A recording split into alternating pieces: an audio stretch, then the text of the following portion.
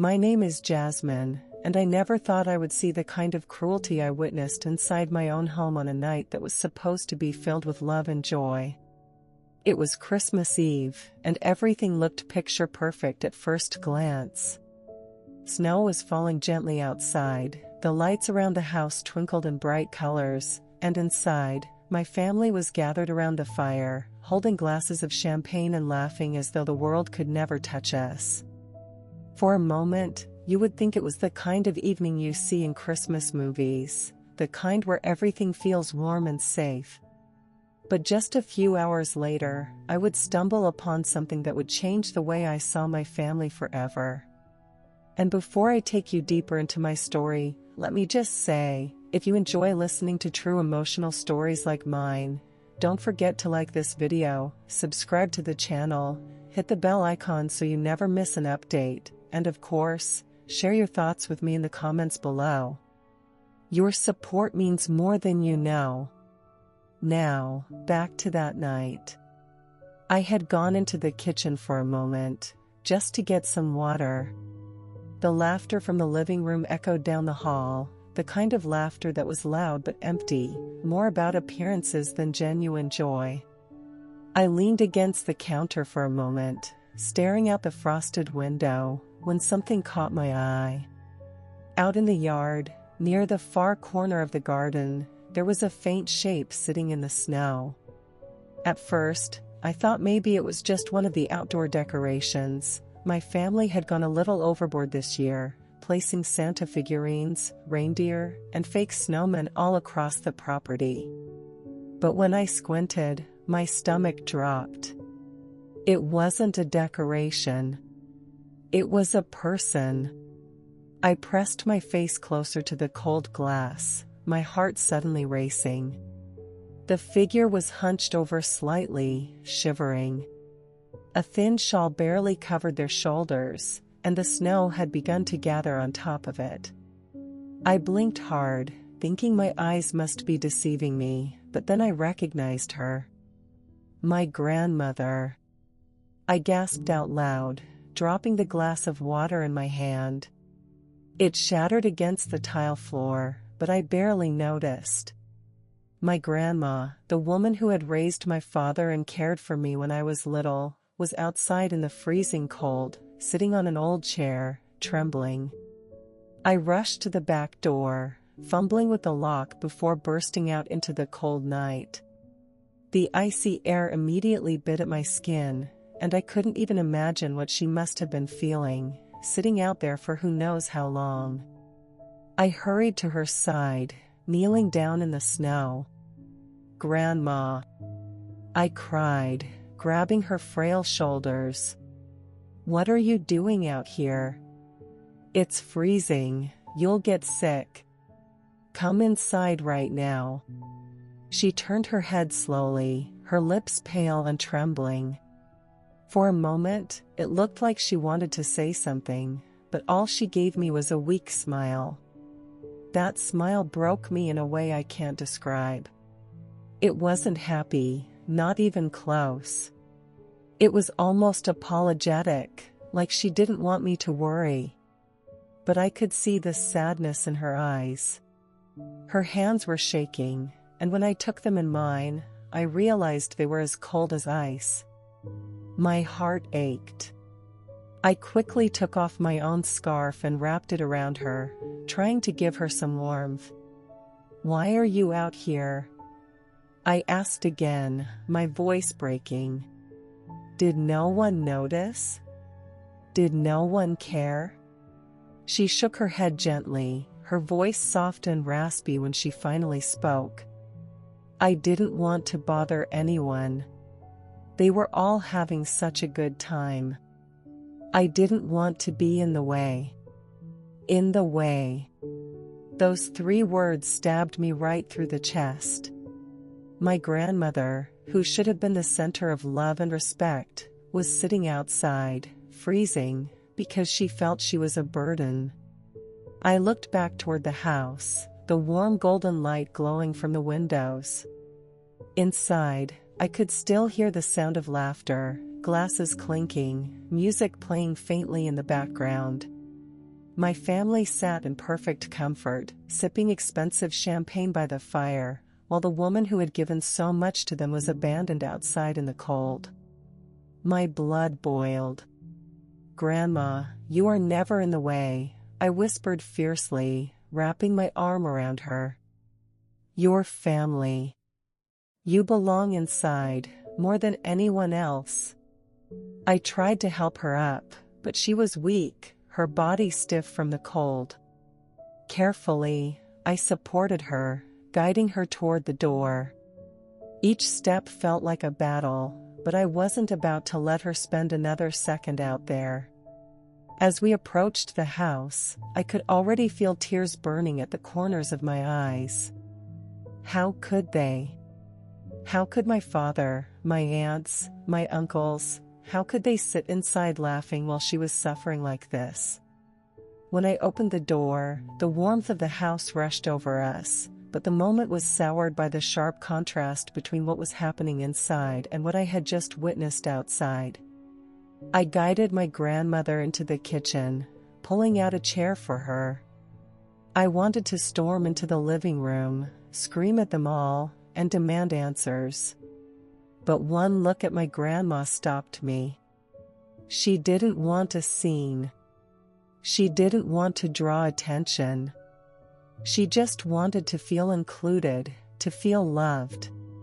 So instead, I quietly went to the kettle, filled it with water, and set it to boil. As I moved around the kitchen, I couldn't shake the image of her sitting alone in the snow. Her frail body wrapped in nothing but a thin shawl, her eyes filled with that quiet sadness, while the sound of laughter and champagne glasses echoed from just a few feet away. The difference between the two scenes was unbearable. That night, I realized something I wish I hadn't. My family, the people I thought valued togetherness and tradition, didn't see her anymore. They saw her as an inconvenience, someone to be tucked away so they could enjoy themselves without being slowed down. And that realization lit a fire in me. I sat across from my grandmother as the kettle boiled, steam rising and fogging up the kitchen windows. Her hands were still trembling, and I held them in mine, trying to warm them the best I could. "Drink some tea, Nana," I said softly. "It'll help."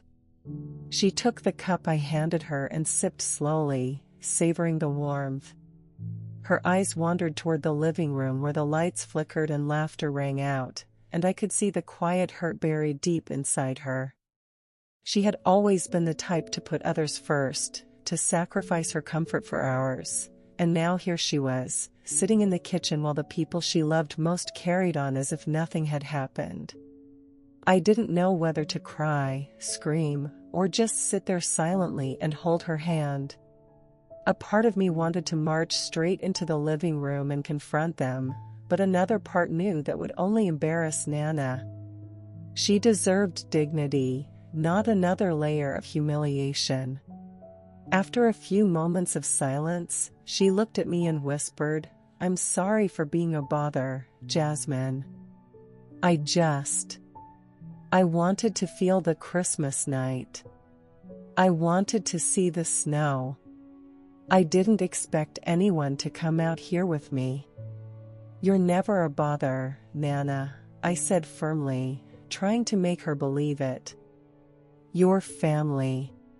You're the most important person in this house, and I promise, I'll never let anyone make you feel otherwise again."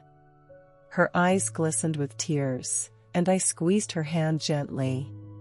There was a fragile beauty in that moment, her quiet grace, her resilience, but it was mingled with heartbreak. How many times had she been overlooked, dismissed, or ignored by the very people who owed her everything? I poured the hot water into 2 mugs, added a little honey, and slid one over to her. "Here, drink this slowly," I said. "We'll sit here together, and no one is going to disturb us." "Not tonight." She smiled faintly, the corners of her mouth twitching in a way that made me ache inside. As she sipped, I leaned back in my chair and allowed myself to take in the scene. The kitchen was warm, safe, and quiet, a stark contrast to the noise and frivolity just beyond the door. I could hear snippets of conversation, bursts of laughter, glasses clinking, and every sound felt heavier now, tinged with guilt and anger. I couldn't understand it. How could people who claimed to care about family, who had taught me that love and tradition mattered, allow her to sit alone in the cold? I kept replaying the moment I saw her on the porch, the way she shivered, the way she had tried to hide her discomfort, the way she had convinced herself she didn't matter. For a while, we just sat there, the fire crackling faintly in the background from the living room. Nana sipped her tea, and I watched her, trying to memorize every line on her face, every detail of her frailty, every hint of vulnerability. I couldn't stop thinking about how many Christmases had passed like this, how many times she had quietly endured being overlooked, while my family celebrated without considering her feelings. Finally, I decided to ask the question I had been holding back. "Nana, did anyone notice you were out there?" She shook her head slowly, staring down at her mug. "No. I don't think so. Everyone was busy with their own fun.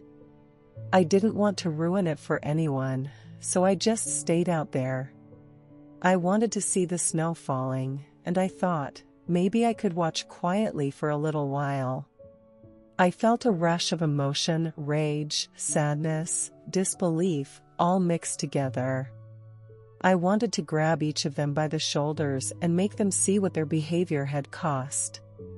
I wanted to make them understand that the woman who had raised them, who had given them love, guidance, and countless sacrifices, deserved more than neglect.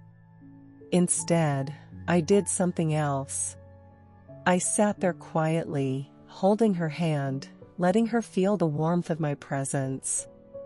Sometimes, actions speak louder than words.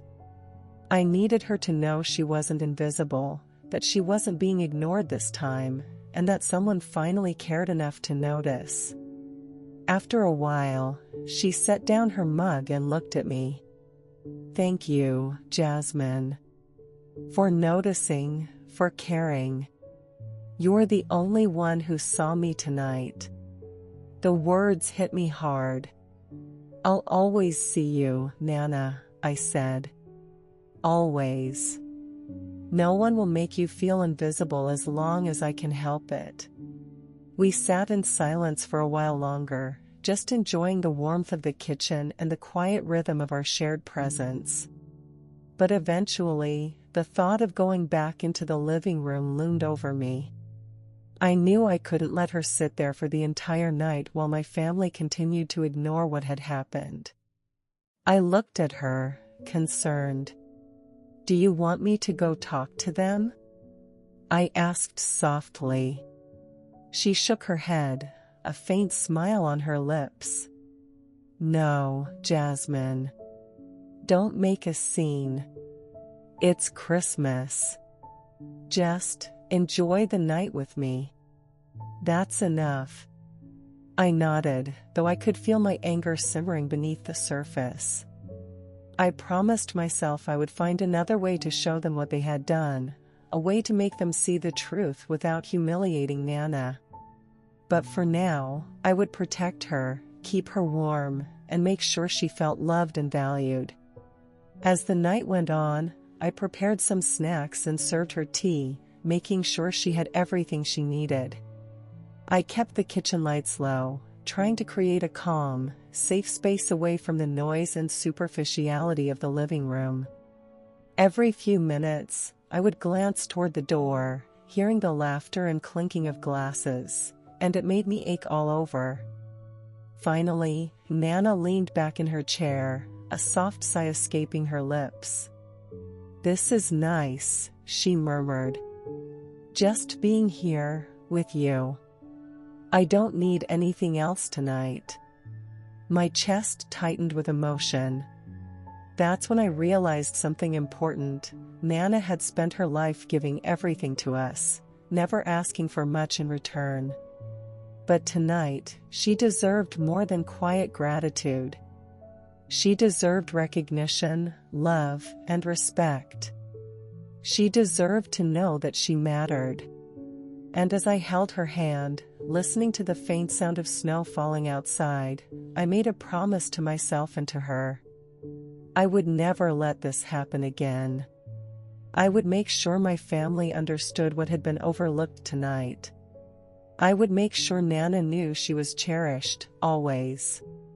That Christmas Eve, I learned a painful truth about my family, but I also learned something powerful about love, compassion, and standing up for what matters.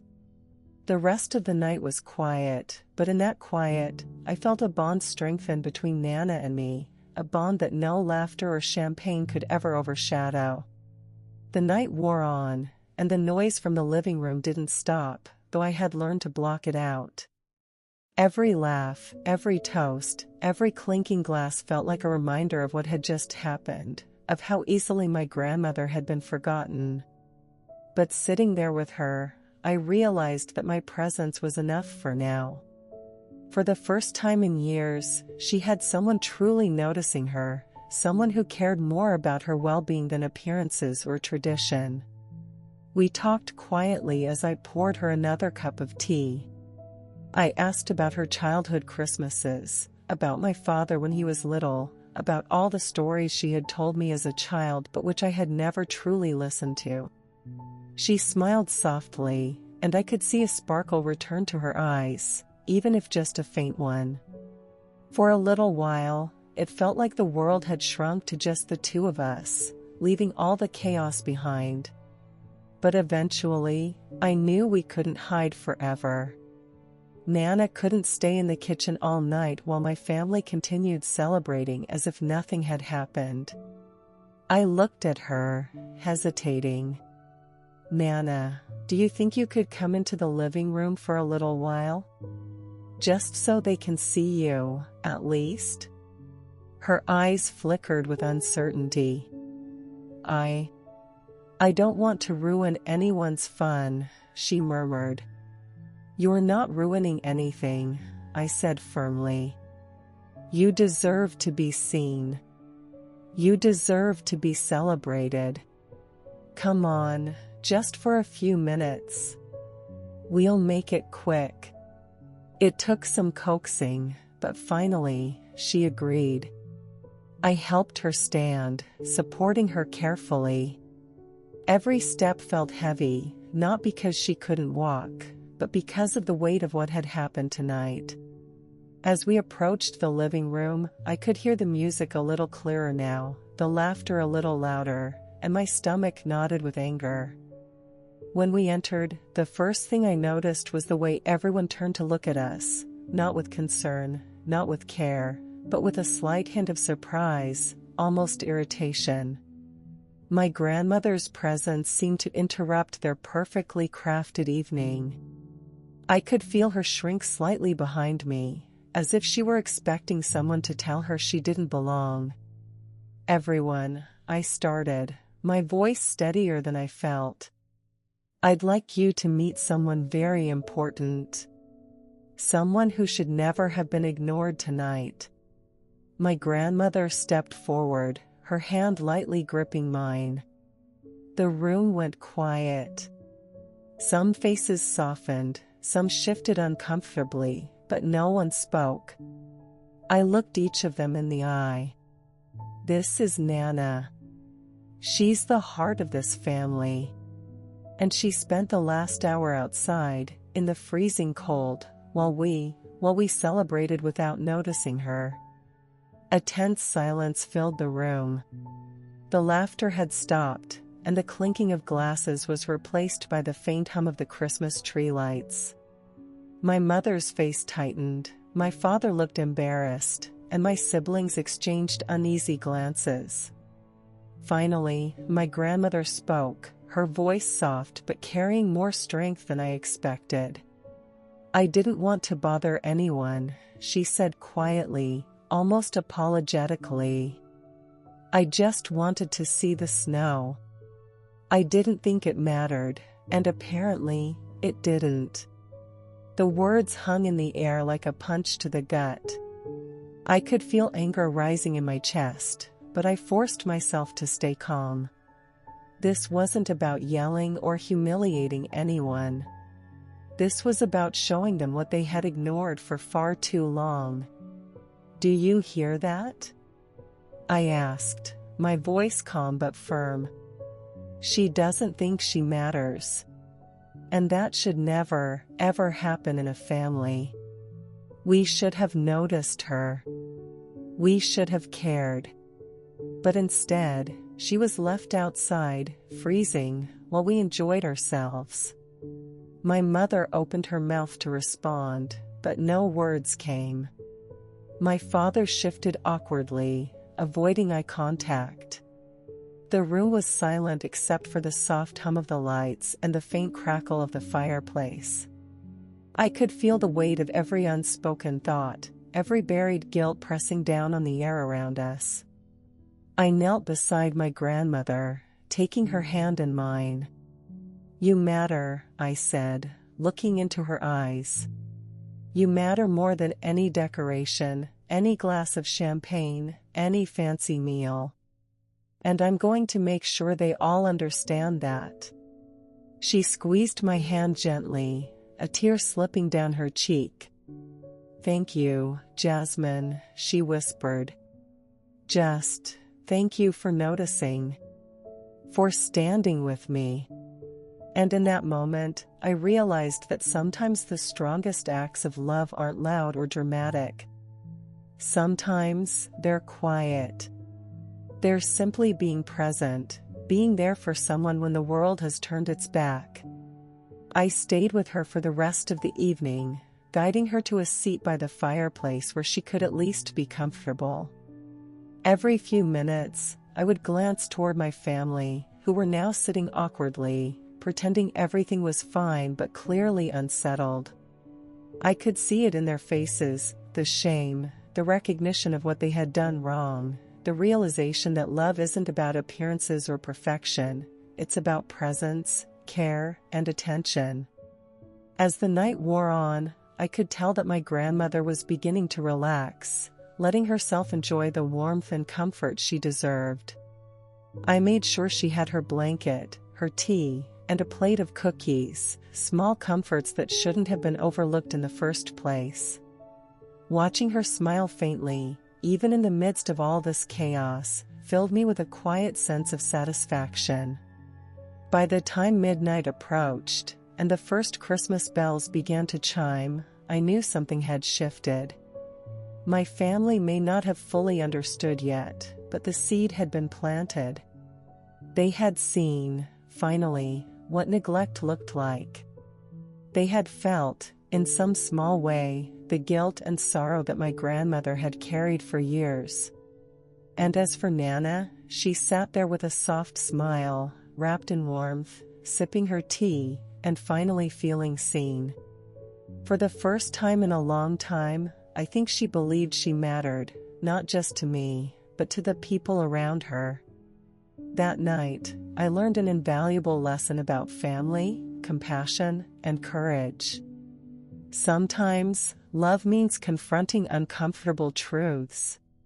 Sometimes, it means standing up for those who have always stood up for us. And sometimes, it means being the one to notice when the world forgets someone who matters most. Christmas morning came quietly, with snow still falling gently outside.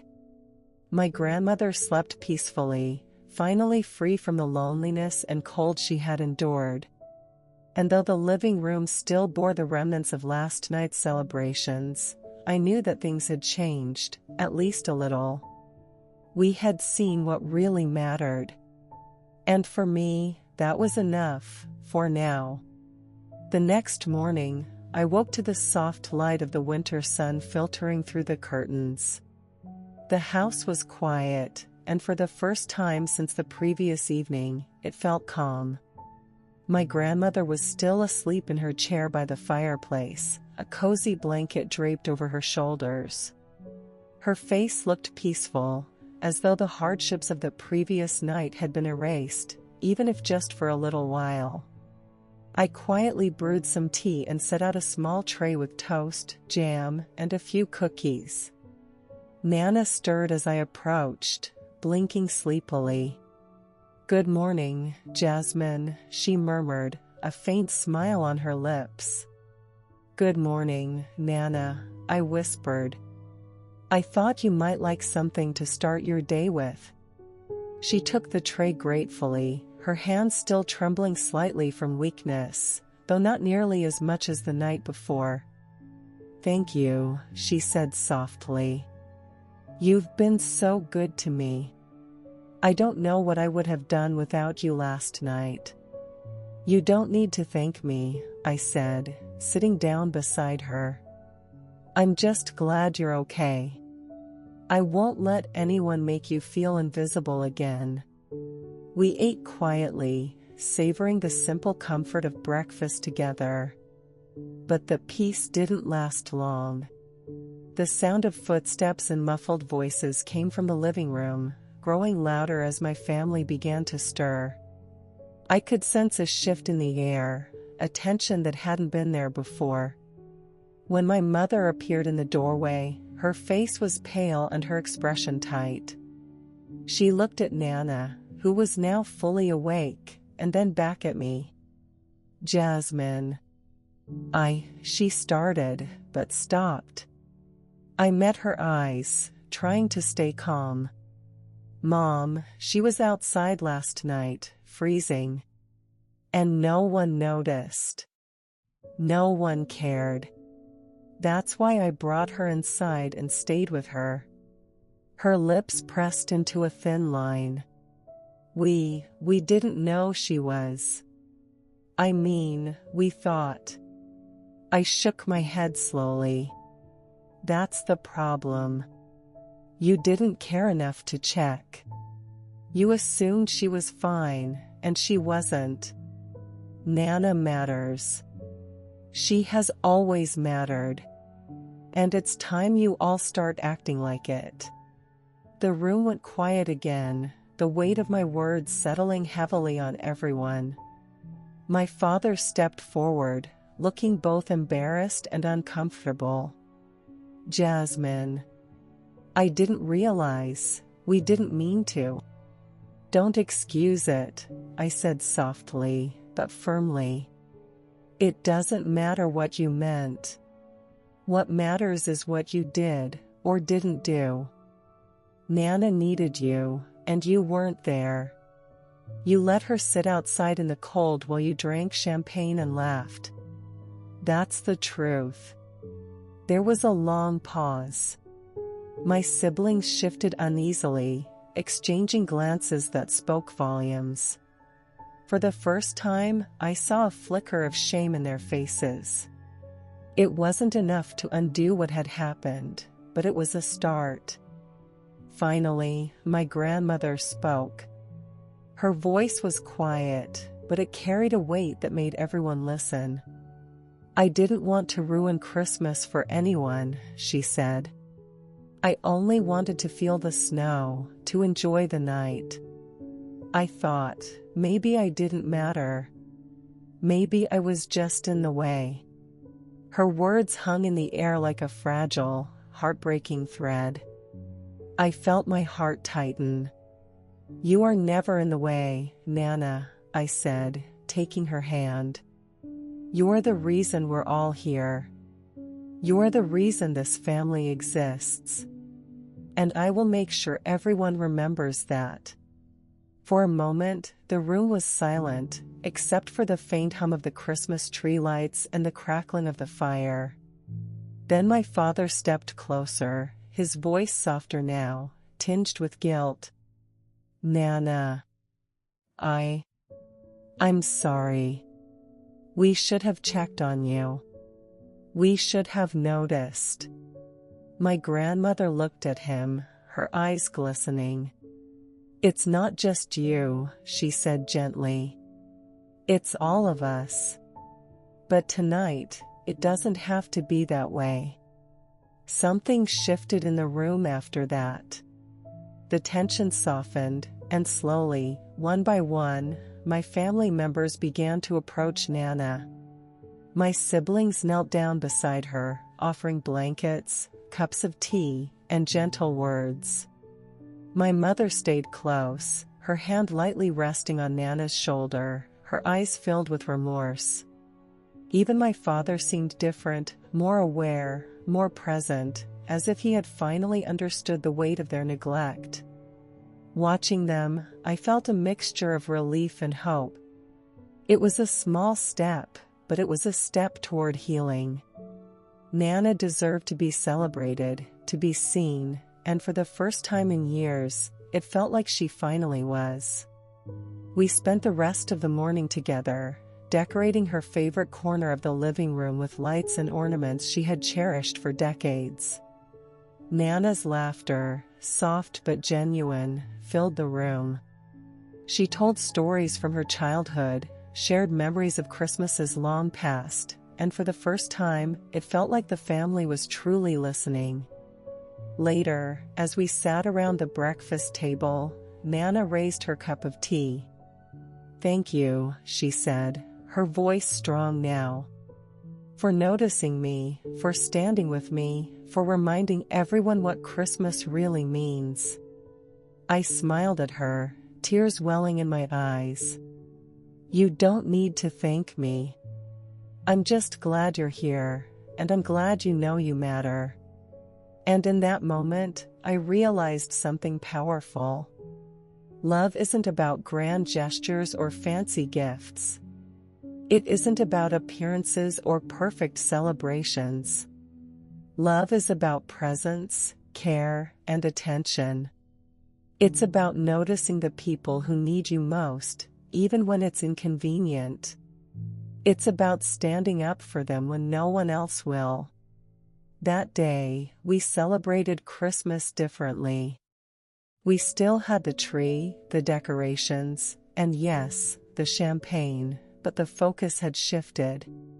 The laughter was no longer empty, it was filled with genuine joy, connection, and love.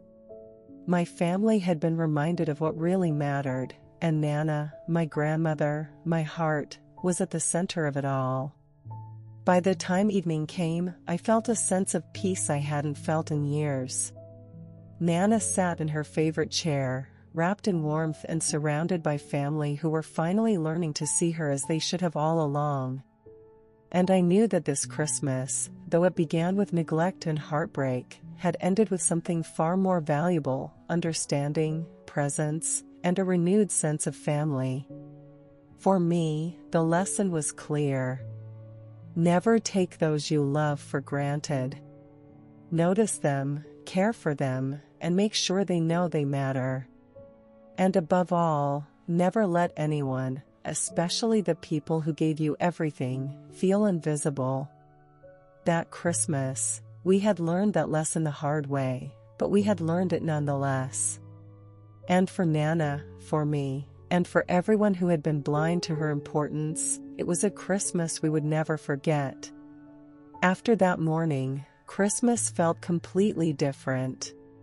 The house was still decorated, the tree still sparkling, and the snow outside continued to fall gently, but the atmosphere had changed. There was no more careless laughter, no more clinking glasses as a show of happiness. Instead, there was quiet attentiveness, small acts of kindness, and the subtle acknowledgement of what had been missing for far too long. I spent most of the day with Nana, making sure she felt comfortable and cared for. I helped her move from her chair by the fireplace to the living room couch, draping a thick blanket over her shoulders. I refilled her tea and prepared a plate of her favorite cookies. Every time I looked at her, I noticed how delicate she had become, how fragile, yet how strong she remained after all these years. She deserved to feel loved, and I wasn't going to let anyone take that from her again. My family, meanwhile, seemed to be slowly waking up to the reality of the night before. My siblings hovered around Nana, asking her questions about old Christmas memories. My mother made sure to help her with small things, offering assistance she hadn't thought to give before. Even my father, usually so stoic and distracted by work or social appearances, spent time listening to her stories and laughing quietly at her gentle humor. It was a strange but comforting sight. The same people who had ignored her hours earlier were now making an effort to acknowledge her, to show her the love she deserved. I felt a flicker of hope that maybe this time, things could be different. But I also knew that one day of recognition wasn't enough. Nana had been overlooked for years, and the change had to be lasting. So I made a plan. I would not allow this to happen again. I quietly began thinking of small, meaningful ways to ensure Nana felt included every single day. A designated spot by the fire for her favorite chair, meals served at times convenient for her, small traditions that honored her role in our family. More than anything, I wanted to make her feel that she truly belonged, not just for a day, not just for Christmas, but forever. As I was organizing some of her favorite things in the living room, Nana reached over and took my hand. "Jasmine, thank you," she said softly, her eyes glistening. "For everything. For last night, for this morning, for making me feel seen. I don't know how to tell you how much it means." "You don't have to say anything, Nana," I replied, squeezing her hand gently. "I just want you to know that I'll always be here. Always." She smiled faintly, resting her head back against the cushion. There was a softness in her expression that I hadn't seen in years, a sense of relief, of peace, and perhaps even joy. And I realized that it wasn't just about keeping her warm or giving her tea, it was about showing her that she mattered, truly mattered, to someone who loved her. Throughout the day, the family began to participate more sincerely. My cousin started helping with little chores, my siblings offered to help Nana with small tasks, and my parents seemed to take notice of the subtle ways in which she needed care and attention. There was still awkwardness, of course, this was new territory for them, but there was also an effort, a willingness to change. Later in the afternoon, we all gathered by the fireplace. Nana sat in her favorite chair, wrapped in blankets, sipping her tea, and smiling faintly at the scene around her. I joined her, sitting close enough to hold her hand if she needed support. My father cleared his throat and spoke quietly, almost reverently. "Nana, I realize now how wrong we were last night. We didn't see you, and we should have. You've always been the center of this family, and I'm sorry." Nana looked at him, her expression calm and gentle. "It's okay," she said softly. "What matters is that you see me now, and that you're learning. It's never too late to start." Her words struck a chord with everyone in the room. There was a quiet understanding, a shared acknowledgement that love and family were about presence, attention, and care, not appearances or celebrations. I watched as my family started to genuinely include her in conversations, asking about her memories, her preferences, and her thoughts on small holiday traditions. For the first time in years, Nana's voice was central to the conversation rather than a background echo. And I felt an immense relief, knowing that she was finally being treated with the respect she had always deserved. As the afternoon turned into evening, I realized that the change wasn't just for Nana, it was for all of us. Seeing her vulnerability had reminded everyone what truly matters: empathy, attention, and love. It was a lesson we had all needed, though painfully learned. By the time the sun set, casting a warm glow through the windows, the house felt completely different. The decorations, the music, and even the snow outside seemed secondary to the bonds being strengthened inside. Nana sat comfortably, smiling gently, occasionally telling a story or laughing quietly at a memory. My family listened, engaged, and, most importantly, included her in every moment. I sat there, holding her hand, and felt a deep sense of satisfaction.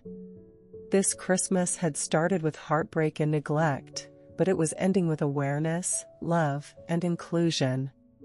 It was a reminder that family is not about perfection, appearances, or celebration. It's about care, presence, and ensuring that everyone feels seen and valued. That night, as I helped Nana to her room, I tucked her into bed, making sure she was warm and comfortable. She looked up at me, her eyes shining with gratitude. "Jasmine, you've given me the best Christmas I've had in years," she whispered. "You deserve it, Nana," I said softly. "And I'll make sure you have it every year, from now on." She reached out, holding my hand tightly. "I know you will," she said, and I could hear the quiet strength in her voice. "You've always had a big heart. I'm proud of you." As I left her room, I realized something important. Love is not measured by grand gestures, expensive gifts, or perfect celebrations. It is measured by attention, by care, by the simple act of noticing when someone needs you most.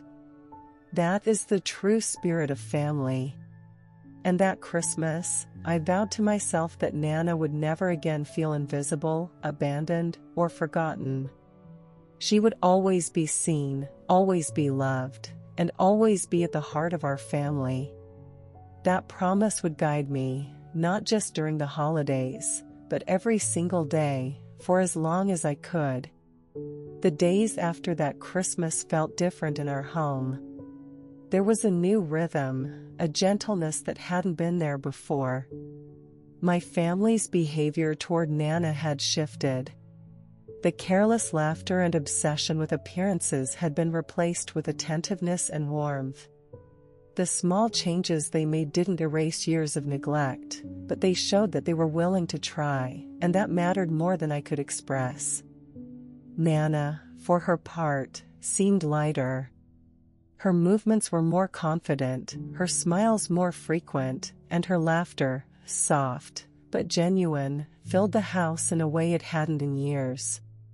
She would sit in her favorite chair by the fire, and instead of being ignored or treated as a background figure, she was part of every conversation. My siblings, who had never paid much attention to her stories, now hung on her every word. My parents would check in regularly, asking if she needed anything, offering her tea, blankets, or simply their presence. I watched it all quietly, holding her hand sometimes, sitting near her, and feeling a mix of relief and pride. Nana deserved this, not just one night of attention, but days, weeks, and years where she felt seen and valued.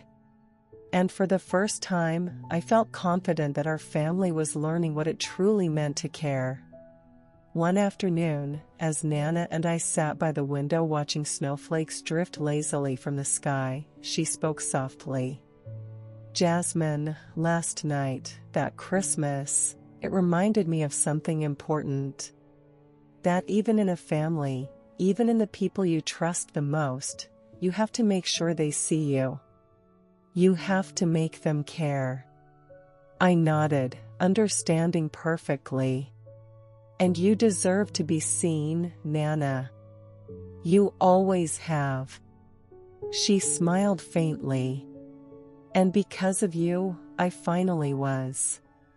You reminded everyone what matters, not just for tonight, but for all the days to come." That moment felt monumental. It was more than just a quiet victory, it was the beginning of a lasting change in our family. Seeing my grandmother finally appreciated, truly appreciated, brought a weight off my shoulders I hadn't realized I was carrying. Over the next few days, we continued the small rituals we had started on Christmas morning. Nana's favorite chair remained in the living room by the fireplace, perfectly arranged with blankets and a warm cushion. Meals were prepared with her preferences in mind, and every evening, someone would sit with her, listening to her stories, laughing with her, or simply keeping her company. One evening, as I was helping Nana adjust her blanket, my father approached quietly. "Jasmine, thank you," he said, his voice low but sincere. "For seeing her last night. For standing up for her. I don't think I would have done it myself." I smiled softly. "You're learning now, Dad. That's what matters. It's not about blame, it's about change." He nodded, a flicker of emotion crossing his face. "Yes. Change. I see that now."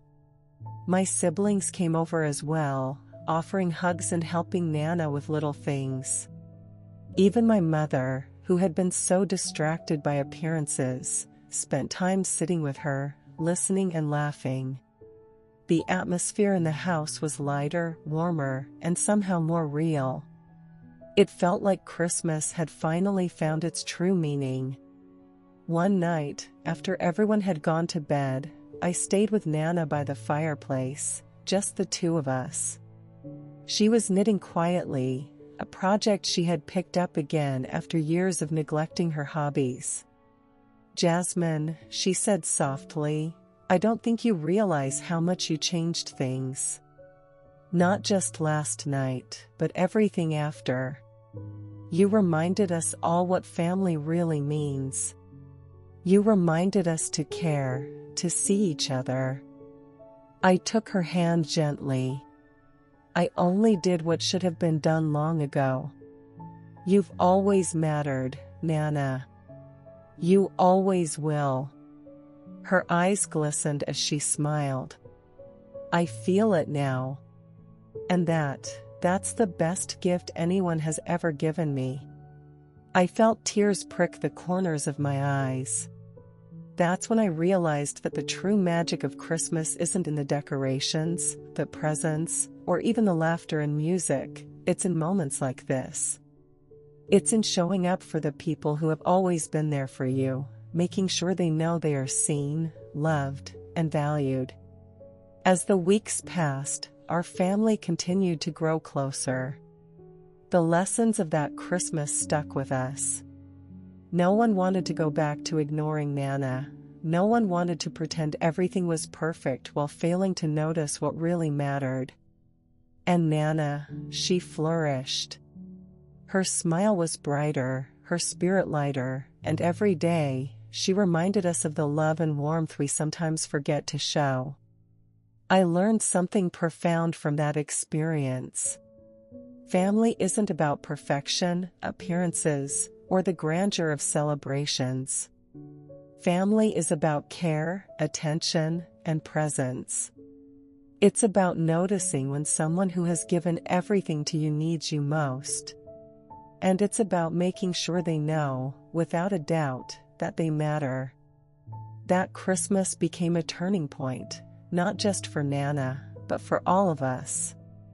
We had been forced to confront our neglect, but from that confrontation came growth, love, and connection. It wasn't perfect, and it wasn't always easy, but it was real. And that made all the difference. Years from now, when I think back to that Christmas Eve, I won't remember the champagne, the decorations, or even the snow. I'll remember the quiet moment of realization, the look in Nana's eyes, and the way our family began to truly see her.